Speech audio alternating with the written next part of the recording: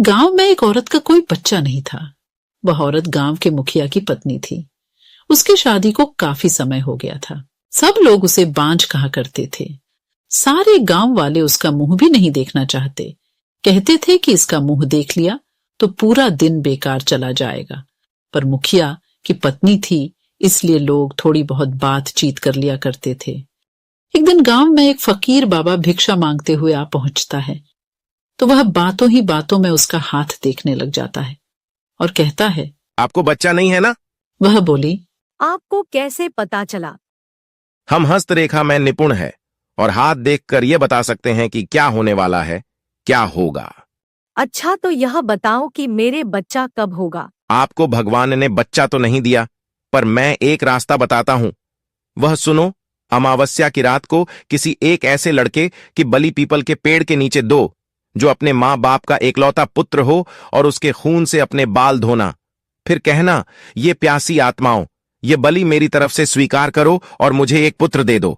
एक लोटे में उस कुएं का पानी भरकर उसमें उसके शरीर के खून की 2 बूंद मिलाकर खुद पी लेना और उस लड़के के सिर के बाल को अपनी साड़ी की गांठ में बांधे रखना, तो तुम्हें अवश्य एक पुत्र पैदा होगा। उस दिन के ठीक 3 दिन बाद अमावस्या थी। उसने अपने देवरानी के लड़के की बलि दे दी और खून की 2 बूंदें पानी में मिलाकर खुद पी लिया और उस सिर के कुछ बाल को काटकर अपनी गांठ में बांध लिया और बिना पीछे मुड़े अपने घर आ गई। सुबह गांव वालों को पता चला कि मुखिए के भाई के बेटे को किसी ने मार के वहां फेंक रखा है। जब यह बात मुखिए और उसके भाई ने सुनी तो वह नंगे पैर दौड़ पड़े। धीरे धीरे सारा गांव इकट्ठा हो गया। उस लड़के की मां का रो रो बुरा हाल हो गया था। तब किसी व्यक्ति ने हिम्मत जुटाकर उसके सिर को धड़ से जोड़ा और उसे नदी में बहाने की सलाह दी। वैसा ही किया। लोगों ने उस लाश को पानी में बहा दिया। सब लोग यही कह रहे थे, किसने किया? ये सब कैसे हुआ? सब लोगों के लिए यह घटना चिंता का विषय बन गई थी। जब मुखिया घर पहुंचा तो क्या देखता है कि उसकी पत्नी तो पकवान बना रही थी। वह बड़ी खुश नजर आ रही थी। मुखिया ने क्रोध में कहा, क्या तुम्हें इस बात का बिल्कुल भी दुख नहीं है कि हमारे भाई का बेटा मर गया है? वह पहले ऐसी नजरों से देखी जैसे कि उसे मार ही डालेगी। फिर कहने लगी, लड़का उसका मरा है, मेरा नहीं, मैं क्यों शोक मनाऊं? तुम पागल हो। तुम्हें तो खुश होना चाहिए कि अब तुम्हारा भी एक पुत्र आने वाला है और यह जानकर और खुशी होगी कि वह इस जायदाद का अकेला वारिस होगा। मुखिया से रहा नहीं गया और उसे जान से मारने के लिए तलवार उठाने चला गया। वह अंदर तलवार ढूंढ रहा था पर तलवार नहीं मिली। जब वह पत्नी के बेद के पास पहुंचा तो क्या देखता है कि सारे कपड़े खून से लथपथ हैं और तलवार भी वहीं पड़ी है और उस पर खून लगा है। वह ये सब देखते ही समझ गया कि यह सब इसने पुत्र प्राप्ति के लिए बलि दी है। उसने उसे मारने का विचार बनाया कि अब भी मैं इसको मार दूंगा तो सब लोग मुझे गलत समझेंगे, और वह वहां से चला गया। उस दिन से गांव में ऐसी ऐसी घटना होने लगी। किसी की भैंस मर गई, किसी ने उसे मार डाला और उसके शरीर के अंग इधर उधर फैले पड़े जैसे कि किसी ने उसे नोच नोच कर खाया हो। तो किसी दिन किसी का कुत्ता तो किसी की बकरी मर गई। जिस तरीके से भैंस को किसी ने मारा था, ऐसी घटना से सारा गांव परेशान था। किसी को यह समझ नहीं आ रहा था कि आखिर हो क्या रहा है। एक दिन की बात है, मुखिया रात को अपने गेट के पास सोया हुआ था। आधी रात के समय उसे गेट खुलने की आवाज आई। वह जाग गया। उसने देखा कि एक औरत बाल फिकरे हुए आधी रात को बाहर चली जा रही। भादों की काली रात थी। चारों तरफ से आवाजें आ रही थीं। कहीं शियार तो कहीं कुत्ते भौंकते ऐसा लग रहा था। उसी की जैसे यह रात जाने क्या कयामत ढाएगी। अचानक उसे एक गाय के बछड़े के रंभाने की आवाज आई। वह समझ गया हो न हो यही सारे गांव की बर्बादी का कारण है। मुखिया के दिमाग में एक आइडिया आया कि क्यों ना मैं चलकर देखूं कि यह कहां जाती है। वह उठकर चल दिया। उसने आगे चल के क्या देखा कि पड़ोसी के गाय का बछड़ा का कटा हुआ मुंड पड़ा है और उसके धड़ को वह औरत खींचकर पीपल की ओर ले जा रही है। और ले जाकर उसने वही शब्द दोहराया, यह लो प्यासी आत्माओं, मैं तुम्हारे लिए भोजन लाई हूँ। मुखिया यह सब नीम के पेड़ से छुपकर देख रहा था। एकदम वह क्या देखता है कि 4 काली छाया वहां प्रकट हुई। उसने अपनी जिंदगी में ऐसा दृश्य कभी नहीं देखा था। वह देखता है कि वो चारों भूत और उसकी पत्नी उस लाश को खाने लगी। क्या सब देखकर मुखिया के पर के नीचे की जमीन खिसक गई कि उसकी पत्नी एक डायन है। एक भूत ने कहा, बस 3 दिन बाद फिर अमावस्या है और हमारी शक्ति उस दिन बढ़ जाएगी। तब हम तुम्हें पूरी शक्ति सौंप देंगे और तुम अपनी मर्जी से कुछ भी कर सकती हो। तुम गांव वालों को अपनी उंगली पर नचा सकती हो। उसने यह सब सुनकर सारे गांव को चोरी चोरी जगा करके कहा, मैं तुम्हें बताता हूँ कि तुम्हारी बर्बादी एक डायन की वजह से हुई है। अपनी अपनी लाठी उठाओ और चलो मेरे साथ। आज उस डायन का अंत हम सब मिलकर करेंगे। और सब भागते हुए उस पीपल की ओर चल दिए। सारे गांव को अपनी तरफ आते देख सारे भूत तो गायब हो गए, पर वह डायन खड़ी रह गई। मुखिया की पत्नी को इस हालत में देखकर सारे गांव वालों के तो होश उड़ गए और वह रुक गए। मुखिया ने कहा, खड़े क्यों रह गए? यह तुम्हारी मालकिन नहीं, डायन है, डायन। और यह बोलते हुए सब उसे लाठियों से मारने लगे। वह अपनी जान बचाकर भागी और भागते हुए उस कुएं में जा गिरी और वह चिल्लाने लगी, बचाओ बचाओ। सारे गांव ने कहा, इसे सजा अपने आप मिलेगी, लटकी रहने दो इसे। वह चीखती रही, चिल्लाती रही, मुझे ऊपर निकालो, मुझे पानी पिलाओ। पर किसी ने उसकी सहायता नहीं की। पर वो बार बार यही बोलती रही कि मैं तुम सब गांव वालों को बर्बाद कर दूंगी। एक एक को मैंने पानी के लिए नहीं तरसाया तो मेरा नाम भी काली डायन नहीं। यही नाम दिया है तुमने मुझे, मैं तुम्हें छोड़ूंगी नहीं। 2 दिन तक उसकी लाश यूं ही लटकती रही। तीसरे दिन अमावस्या थी।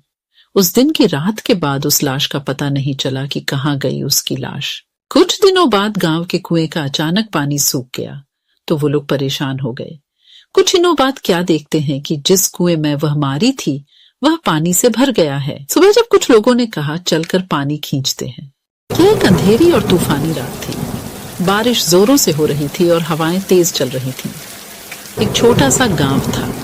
गांव के लोग अपने घरों में सुरक्षित थे, लेकिन कुछ लोग बाहर थे। उनमें से एक छोटा लड़का था जिसका नाम एंडी था। एंडी अपने घर के पीछे के बगीचे में खेल रहा था। वह एक पेड़ के नीचे खड़ा था और बारिश देख रहा था। अचानक उसने एक आवाज सुनी। आवाज पेड़ से आई थी। एंडी ने ऊपर देखा और देखा कि एक आदमी पेड़ पर बैठा है। आदमी का चेहरा काला था और उसके बाल लंबे और सफेद थे।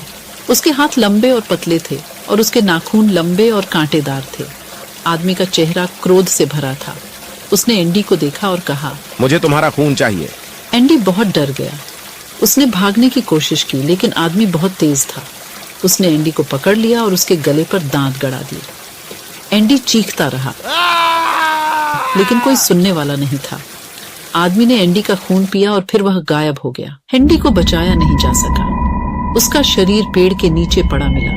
उसके गले पर दांत के निशान थे। गांव के लोगों को बहुत दुख हुआ। उन्होंने एंडी का अंतिम संस्कार दिया और उसके लिए प्रार्थना की। लेकिन एंडी की मौत अभी भी रहस्य थी। कोई नहीं जानता था कि आदमी कौन था और वह कहां से आया था। एंडी की मौत के बाद गांव के लोग बहुत डर गए। वे रात में या फिर तूफान में बाहर जाने से डरते थे। वे सोचते थे कि वह डरावना आदमी फिर से आ सकता है और उन्हें भी मार सकता है। लेकिन कोई भी कुछ नहीं कर सका, क्योंकि वह डरावना आदमी बहुत शक्तिशाली था। आए दिन गांव में कोई न कोई व्यक्ति गायब हो रहा था, या फिर उसकी मृत शरीर खेतों या फिर पेड्डे के पास मिलती थी। एक दिन एक बूढ़ी महिला गांव में आई। उसने गांव के लोगों को बताया कि मैं एक जादूगर हूँ। मैं उस डरावने आदमी को ढूंढ सकती हूँ और उसे मार सकती हूँ। गांव के लोग बहुत खुश हुए। उन्होंने बुजुर्ग महिला से मदद करने के लिए कहा। बुजुर्ग महिला ने उस पेड़ के पास जाकर संस्कृत में मंत्र पढ़ा। मंत्र के प्रभाव से पेड़ सूख गया और गिर गया। पेड़ के नीचे आदमी का भी शव पड़ा था। यह वही था जो पिछले कई महीनों से गांव के लोगों का खून चूस रहा है और उन्हें मार रहा है। बुजुर्ग महिला ने आदमी के शरीर को जादुई मंत्र से जला दिया। उसने गांव वालों को बताया कि यह आदमी एक पिशाच था। पिशाच एक प्रकार का भूत होता है जो इंसानों का खून पीता है। अब आप सब गांव के लोग सुरक्षित हैं। गांव के लोग बहुत खुश हुए। उन्होंने बुजुर्ग महिला को धन्यवाद दिया। बुजुर्ग महिला अब उसी गांव में रहने लगी और आसपास के दूसरे गांव में भी जाकर वहां के भूत पिशाचों को मारा करती थी। बुजुर्ग महिला ने जब से उस डरावने आदमी को मार दिया, उस समय से गांव में सभी लोग सुरक्षित थे। लेकिन पता नहीं कहां से एक चुड़ैल उस गांव में आ गई थी। वह चुड़ैल उस बूढ़ी जादूगरनी को खोजते हुए यहाँ आई थी, क्योंकि कई वर्षों पहले जब वह बूढ़ी जादूगरनी जवान हुआ करती थी, तब उसने इस चुड़ैल को एक पेड्डे में ही कैद कर दिया था, जिसके वजह से यह चुड़ैल कई वर्षों तक एक सुनसान जंगल के एक पेड्डा में बंधी रही थी। इसलिए उस चुड़ैल ने उस जादूगरनी महिला को मारने की प्रतिज्ञा ले रखी थी। इसलिए वह चुड़ैल जादूगरनी को खोजते हुए इस गांव में आई थी। वह एक शक्तिशाली चुड़ैल थी और उसने जल्दी ही गांव के लोगों को अपने वश में कर लिया। उस चुड़ैल ने गांव वालों को गुलाम बना लिया। हर हफ्ते गांव के किसी एक व्यक्ति को चुड़ैल आपले भोजन के लिए मारकर खा लिया करती थी। गांव वाले चुड़ैल से मुक्त होना चाहते थे, लेकिन वे कुछ नहीं कर सकते थे क्योंकि वह बहुत शक्तिशाली थी। लेकिन जादूगरनी की पिशाच को पकड़ दियचने के लिए कई महीनों से गायब थी। गांव के लोग बहुत दुखी और पीड़ित थे कि एक दिन वह बूढ़ी जादूगरनी गांव में लौटी। वह जिस पिशाच को पी के आने गई थी वह बहुत ताकतवर था और महिला अब बूढ़ी हो चुकी थी। इसलिए 3 महीनों से बूढ़ी महिला दिन रात उस पिशाच से लड़ती रही, जब जाकर उस जादूगरनी ने पिशाच को मारा। इस लड़ाई से जादूगरनी बहुत थकी हुई थी, तो इसलिए जब वह गांव आई तो चुड़ैल ने उस पर आक्रमण कर दिया और बूढ़ी जादूगरनी कुछ नहीं कर पाई और उसकी हार हो गई और चुड़ैल ने उसे मार दिया। कुछ समय बीतने के बाद गांव में एक पंडित आए, क्योंकि उन पंडित को पता था कि इस गांव के लोग भगवान पर विश्वास नहीं करते हैं, इसलिए इन्हें समय समय पर कोई बुरी शक्ति अपने नियंत्रण में ले लेती है और परेशान करती है। इसलिए गांव वालों की मदद के लिए पंडित जी बहुत दूर बनारस से यहाँ आए थे। पंडित जी ने जैसे ही गांव में कदम रखा, चुड़ैल को डर लगने लगा। उसकी शक्तियां कमजोर होने लगीं। पंडित जी गांव के चौपाल में पहुंचकर सभी गांव वालों को एकत्रित किया और उन्हें बताया कि मैं पूरे गांव को हमेशा के लिए भूत प्रेत और चुड़ैलों से मुक्त कर देंगे। गांव वालों ने इसका उपाय पूछा तो पंडित जी ने बताया कि यहाँ से 1 किलोमीटर की दूरी में एक हनुमान जी का मंदिर बनाओ और वहां सुबह शाम आरती और धूप दीप करो। इसके अलावा जब भी तुम्हें लगे कि चुड़ैल तुम्हारे आसपास हैं, तो हनुमान चालीसा पर हो, वह तुम्हें छू भी नहीं पाएगी। चुड़ैल पंडित को मारना चाहती थी, लेकिन वह कुछ भी नहीं कर पा रही थी। तभी पंडित जी ने बहुत तेजी से शंख को बजाया और शंख की आवाज सुनते ही उस चुड़ैल की शक्तियां कुछ समय के लिए गायब हो गईं।